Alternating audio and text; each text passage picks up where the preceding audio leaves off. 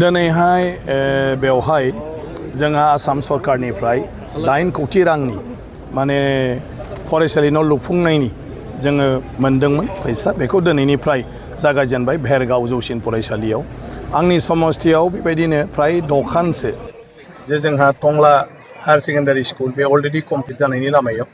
बेयाव टंलायावनो girls high school बे दा कनस्ट्राक्सन सोलिगासिनो दं बे उनाव पश्चिम पटला माने मा होनो UN ब्रह्म बे हाई स्कुल बे कनस्ट्राक्सनाबो खुब माने आवगायगासिनो दं बे उनाव जोङो सुक्लाय नेहरू मेमोरियेल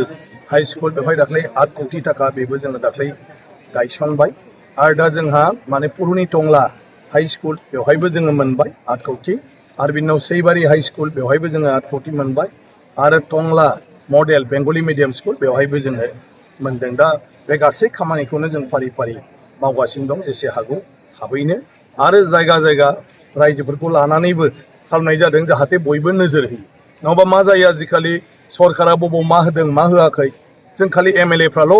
माने बेजों जड़ित थायो ओमफ्राय बबेबा स्कुलनि हेडमास्टारफ्राल' जड़ित थायो नाथाय उनावहाय खामानिफोरखौ मोजां नायैनि थाखाय खामानिफ्रा आद्रा जायो थिखादारफ्रा फांफुं मावो ओंखायनो आं आंनि समस्थियाव रायजोखौ लाफा लाफा खालामदों बुजायना होदों बेसेबां थाखानि बेयो सेंसन आरो बेसेबां दिननि गेजेरजों बे खामानिखौ मावफुंनांगौ आरो रायजोआ जाहाथे सानफ्रामबो एस्टिमेटआव जेरै दं बेबायदि खामानिया जायो माबाफोर नुयोबा लोगो लोगो जाहाथे कमप्लेन होयो बेखायनो बेबायदि हाबाफारिनि गेजेरजों गासिबो स्किमफोरखौ आङो